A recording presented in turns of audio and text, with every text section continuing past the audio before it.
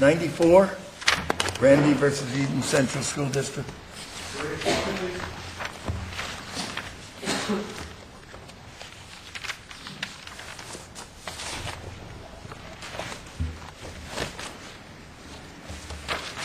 Counsel, would you like Good rebuttal afternoon, Your time? Honors. If it please the Court.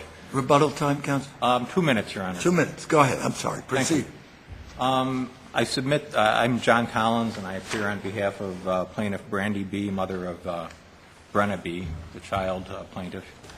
And I submit that both the Appellate Division and the Supreme Court before it misconstrued the facts and misapplied this Court's opinion from the Morand case of 1944.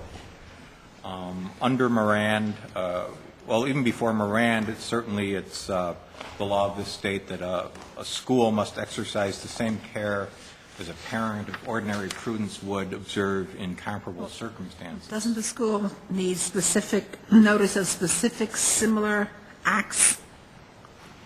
They need notice of sufficiently specific knowledge or notice of dangerous conduct that would lead them to believe that the act that ultimately occurred could have reasonably And what do they been have here? anticipated. What do they have here? Well, in Moran, this Court noted that they have to have actual or constructive notice of prior similar conduct. So do they What have they that? had here is certainly similar.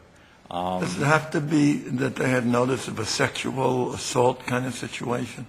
I don't think they need to have notice of sexual assault in order to predict that under circumstances such as existed ultimately on the school bus, a sexual assault occurred. Well, this child was 11 years old when it happened, and as far as the school district knows, he's been well behaved since he was 8, hasn't he?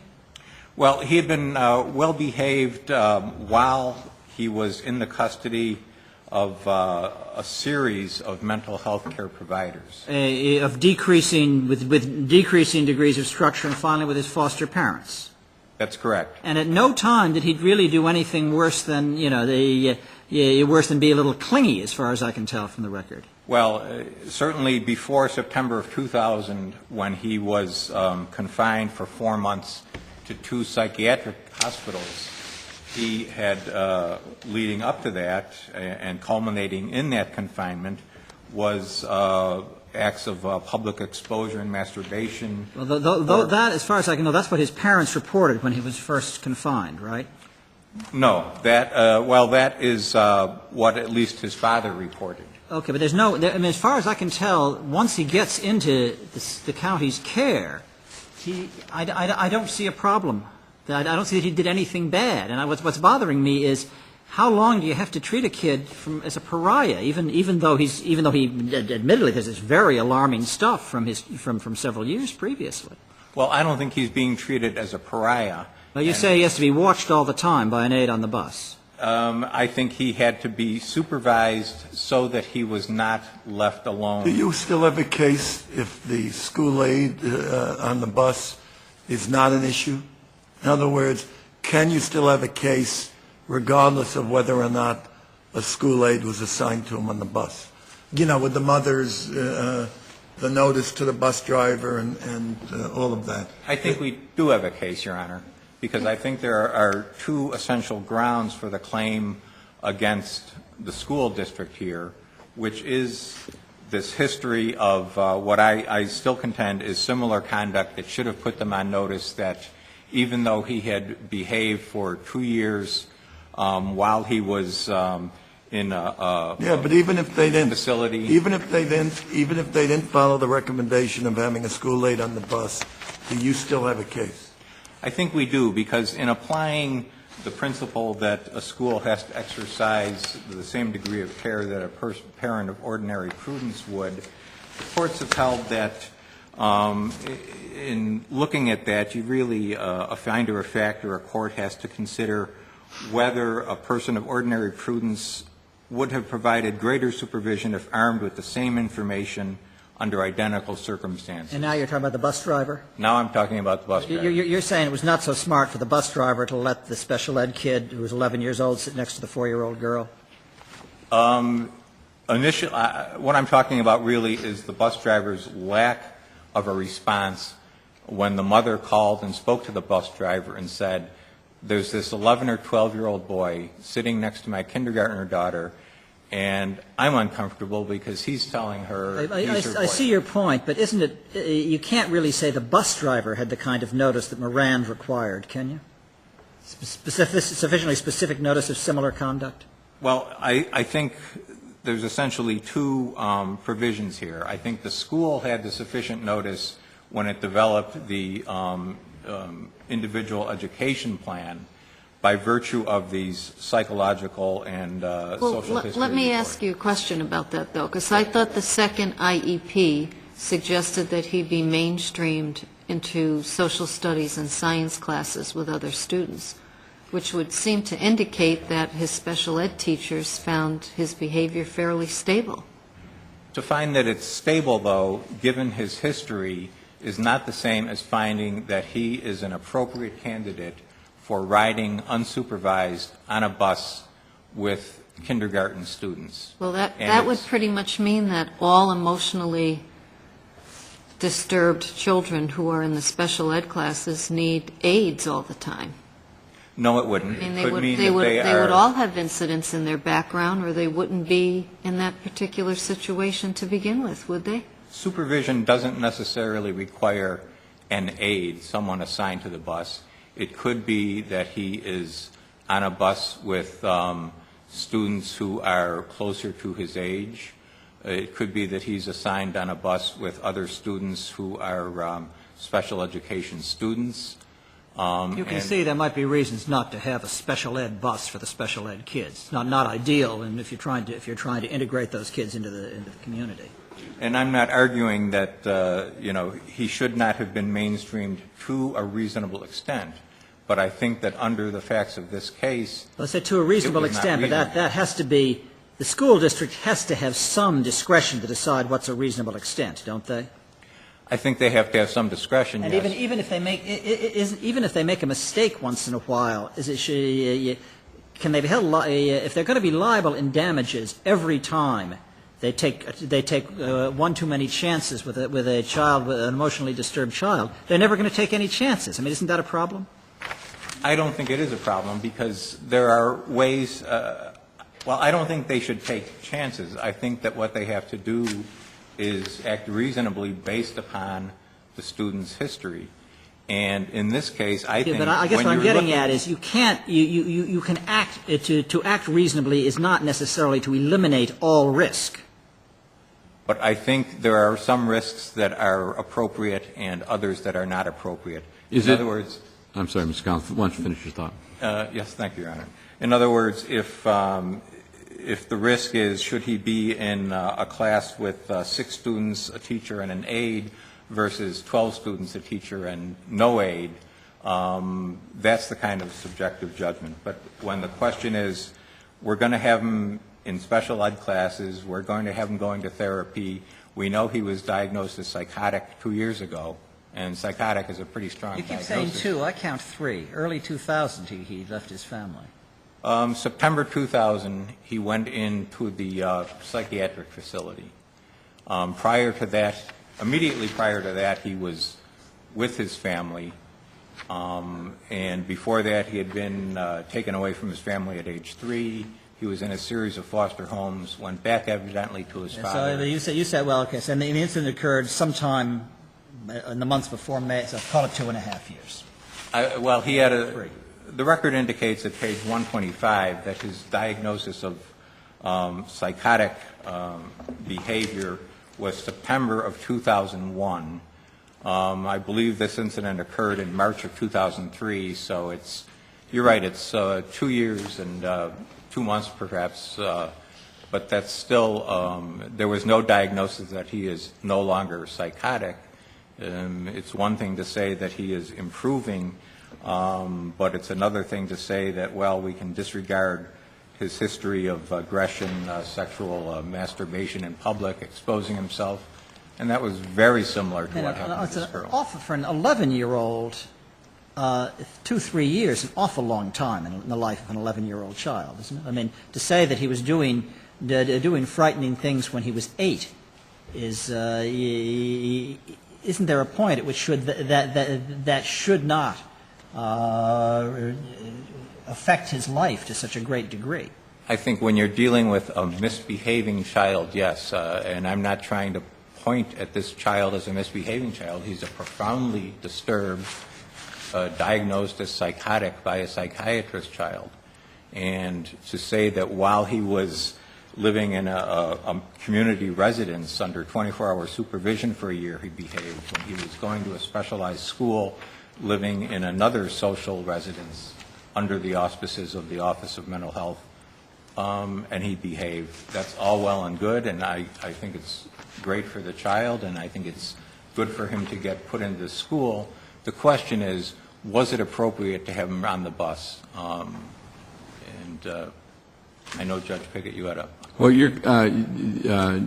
part of your claim is that, I guess 6 months before, there was an incident in which the mother had talked to the bus driver, over... Yes, in November, and that goes back to what Judge Graffio asked. Is that an independent claim, really?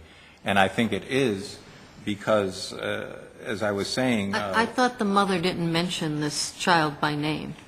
She didn't mention Robert when she made the phone call. She didn't mention Robert, but she talked to Mrs. Lindsley, the bus driver, and said, there is this older boy, 12 years old, sitting next to my daughter. I don't want them sitting together. He said she is his girlfriend, he's her boyfriend. It makes me uncomfortable. And the bus driver was aware of who was sitting in the front. She said, yes, I know Robert sat with Brenna. And she said, I don't recall ever being asked about this. But that's a question of fact. Before your time runs out, I don't want to leave Mr. Willett out of this, but the Child and Family Services claim, is it that CFS did not tell the foster parents about this child? It's that they didn't give notice to both the school and the foster parents, because the record indicates that Mr. Schuster played an active role in developing the IEP. Okay. At some point, he apparently made a recommendation that there be an aide on the bus, or at least that there not be unsupervised transportation on the bus, and apparently backtracked from that. I think his participation in that certainly was enough to indicate a duty. Does the record indicate that his concern was that the child was a danger, or did he just think it would be better for the kid to be supervised? Well, it was a little unclear because Mr. Schuster himself acknowledged that he had a very limited recollection of any of this because of some medical problems that occurred between this incident, or rather the placement of the child and the deposition. Okay, Counsel. Thank you, Your Honor. Thanks. Good afternoon, Your Honors. Julie Apter, representing the school district.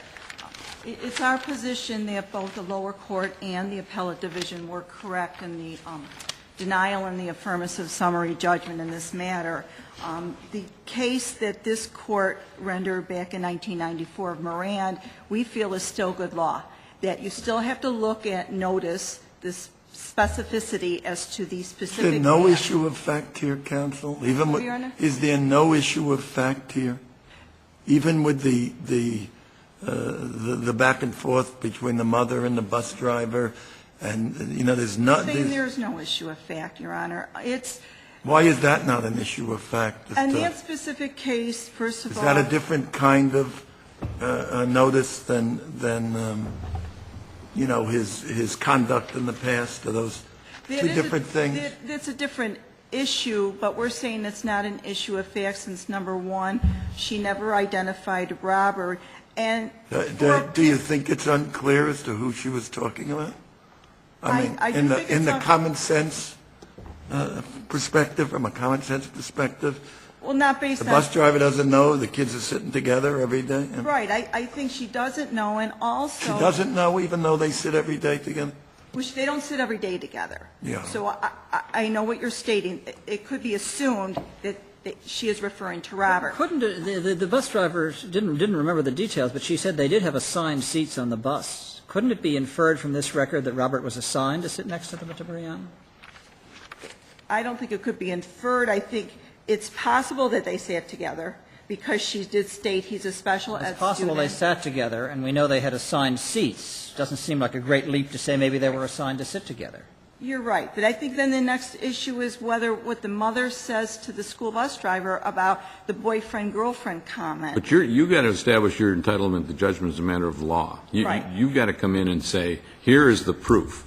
You can't say, well, the mother didn't identify, because it seems, to follow up on Judge Lippman, Judge Smith's questions, that if the bus driver didn't understand that, she would have said so.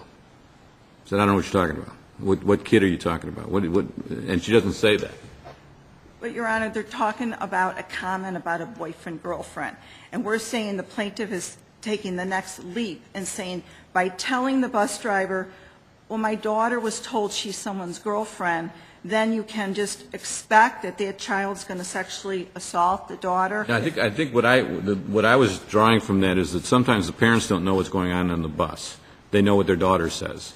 The bus driver should know what's going on in the bus, and if not, inquire. And if they don't inquire, isn't it fair to assume that they know, and that therefore they knew who was involved in this situation in November that led to the... Well, we also feel that the facts demonstrate, and that the facts are not disputed, that shortly after the mother spoke to Ms. Lindsley went off on a disability leave.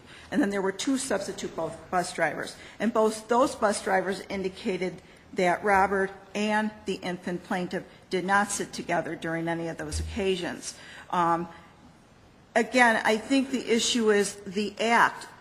By a bus driver hearing that a child talked about being someone's boyfriend or girlfriend. A kindergarten child with a 12-year-old, the mother said 12, I think he was really 11, but the mother thought he was 12.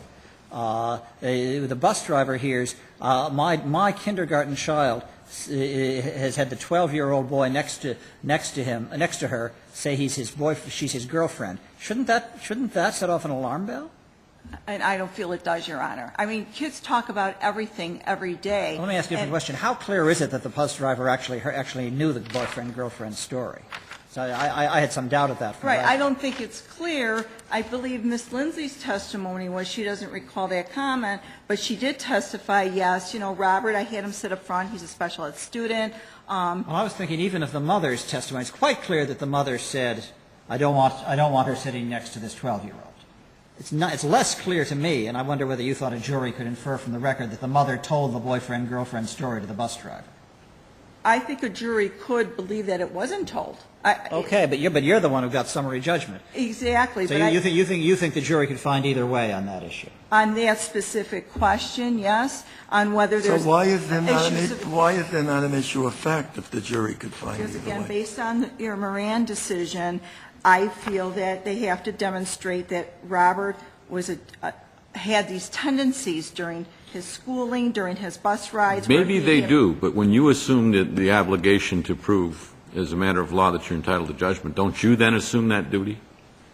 You have to show that it's not. And we showed, based on the records, that since he's been integrated in the school system, as Judge Graffio noted, he's in an inclusion, he's with the mainstream students. But if we took the simple facts, of an obviously Right. troubled child, no one disputes that, that everyone seems to think is getting better.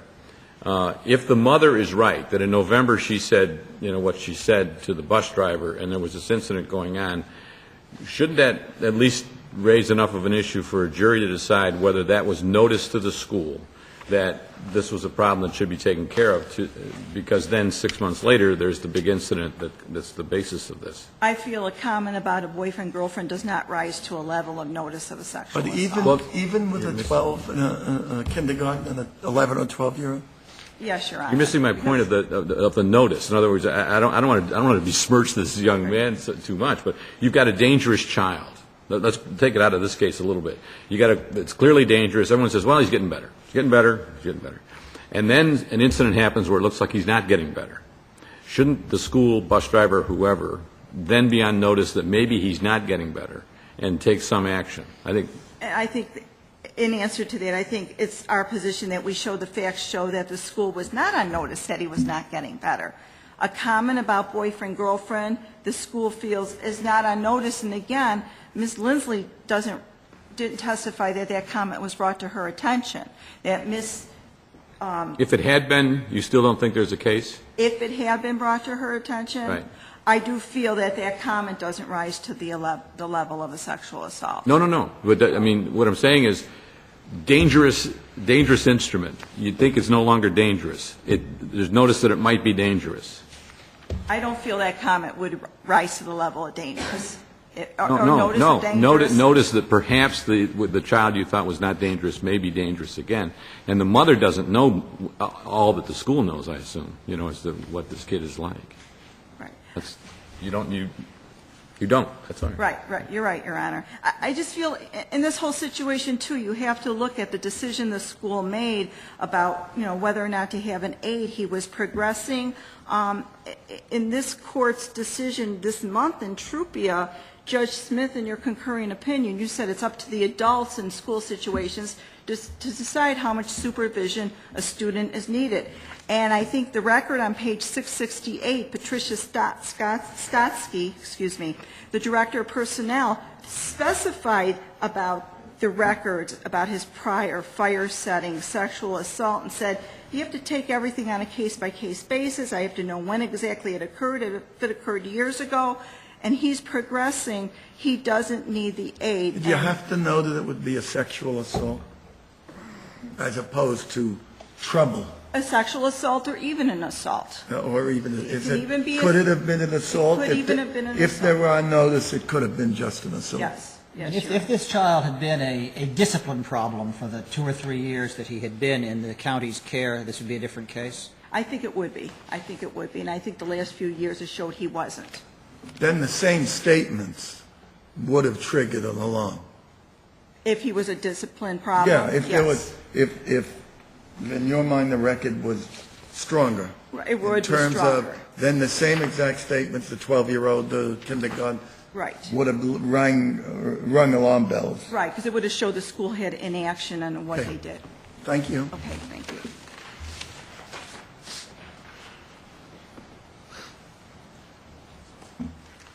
Good afternoon, Your Honors. May it please the Court. My name is Michael Willett, representing Child and Family Services of Erie County. In looking at this case, I go back to the language of the laws decision, which is what this Court cited in Moran. It talks about a particular danger at a particular time. And Do you think that one sentence is the law that I think it is. Did Moran emphasize that sentence? Yes, I think it did. It talks about did? specific knowledge, Your Honor. And I think it's important in the facts of this case, in laws, the court found that there was no notice of a possible snowball throwing injury on a particular day because there hadn't been any snowball throwing that day, even though there had been the previous day. In Moran, the actions which constituted notice occurred on the same day of the incident. Now we're taking, the word leap has come up a few times today. I think the plaintiffs are asking the court to take a very large leap You here. analogize the snowball situation to the present situation?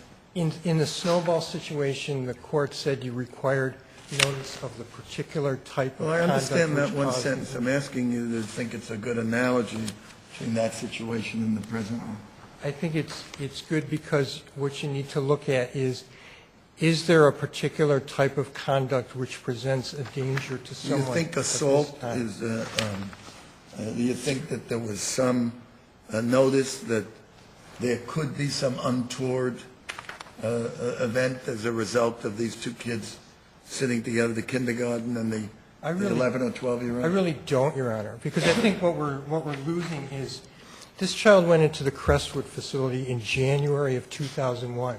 You have a series of reports, probably half a dozen reports, 2001, 2002, in which but your adversary stresses that in whatever the date was, this wasn't just misbehavior, this was psychotic behavior.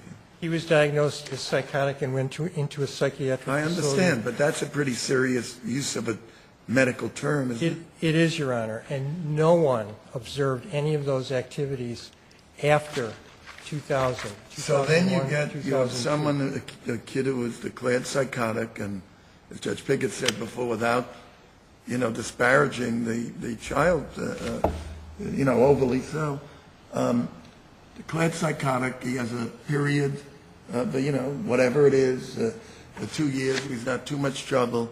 You get this, the mother saying, gee, I don't like this. The kid is saying that he's my kindergarten child's boyfriend. Could you please make sure that they don't sit together? That's done enough to ring alarm bells to you? I don't believe it is, Your Honor. I would concur with the counsel for the school Even district. in view of your earlier recommendation that there be an aide assigned on the bus? Your Honor, I don't think it's clear at all from the record that there was such a recommendation. Assume there was. Assume there was. If there was, I think that was the school district's decision to make. And again, I think it's important. So you're off the hook, and again, I don't say it disparagingly, once you say you should do it, assuming that you did do that. I mean, I don't think I would put it that way, Your Honor. The claim against Child and Family Services is that it did not alert the school district to certain information. I think the record makes it clear that all of the information upon which the plaintiffs based their claim was given by Child and Family Services to the school district. So it fulfilled So you what have they no say was responsibility. You met your responsibility. Yes. And then you have the testimony of Ms. Stotsky that says, regardless of what those reports said about his behavior when he was 8 and younger, we look at it case by case. You look at when it was reported, by whom it was And reported, your and then we make a contention is decision. the notice to the bus driver has nothing to do with you? Correct. It has nothing to do Mr. Willett, with a lot of the cases that talk about this stuff talk about, like, as you point out, snowball fights and things that really are rather spontaneous. Do you see any distinction in cases such as this where you have clearly a person who has suffered from a mental disease or defect to the extent that they are hospitalized and, in fact, institutionalized for a period of time, then being brought out at a gradual pace into the mainstream of the school system? Isn't there some duty there that ought to be tested as to what should have been done when, as opposed to, a snowball fight or some spontaneous thing where you say, no one knew this was going to occur?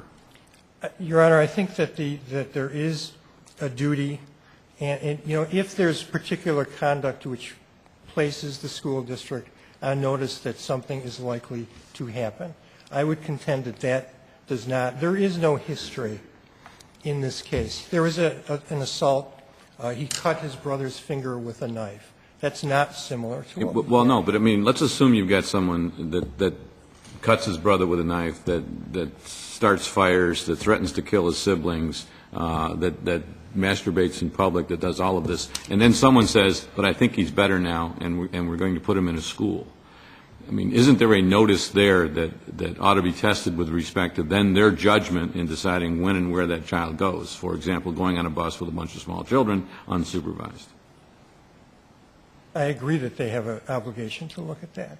But I think you take those few things in isolation, and it's, gee, he sounds pretty bad, until you look at the whole history of the 3 years of evaluations, none of which involved sexual conduct with another person, a younger child. But who should make that determination? I mean, do we say as a matter of law that because if you put a psychotic child into a mainstream situation, that unless the child does exactly what the psychosis was, there's no liability?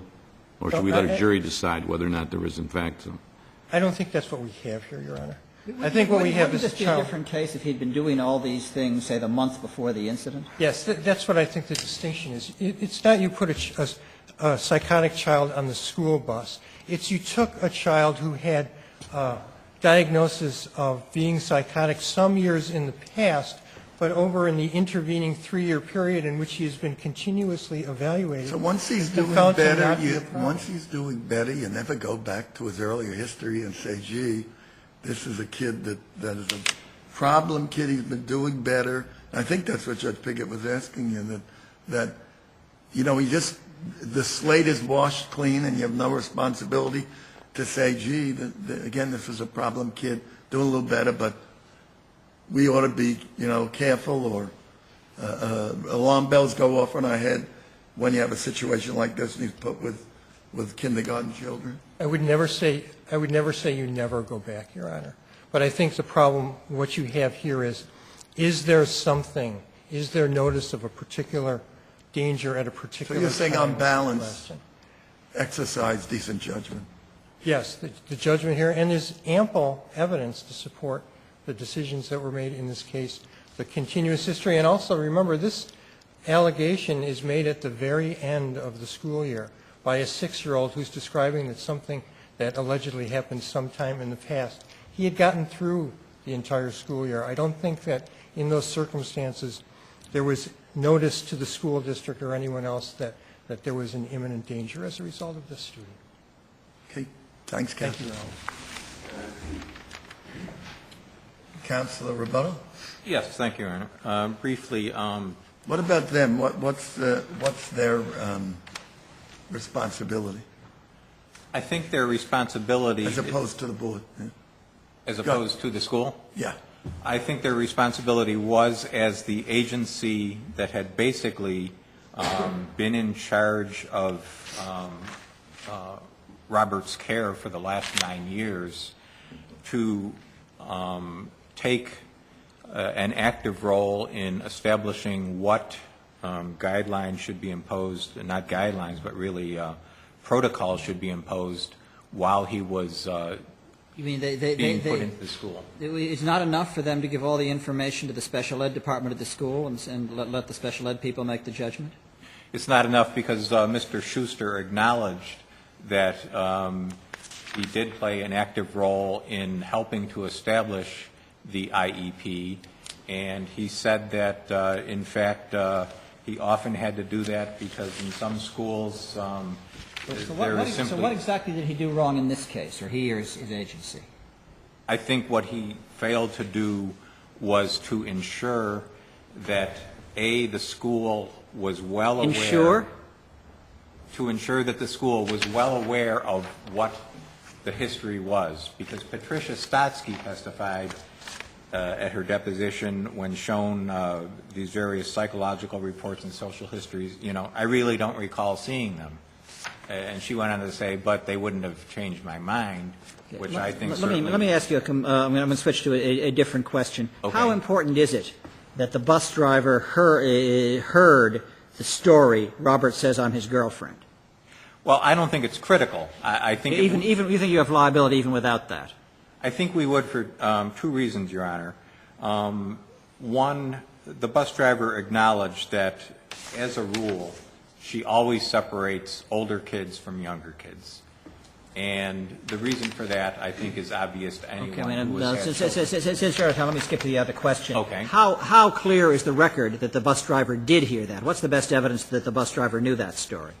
I think the best evidence is that in describing her conversation with the driver and her subsequent note, I think it can be inferred that the mother, Brandy B., did advise did not simply request that the bus driver separate Robert from Brenna, but did advise a basis for that request.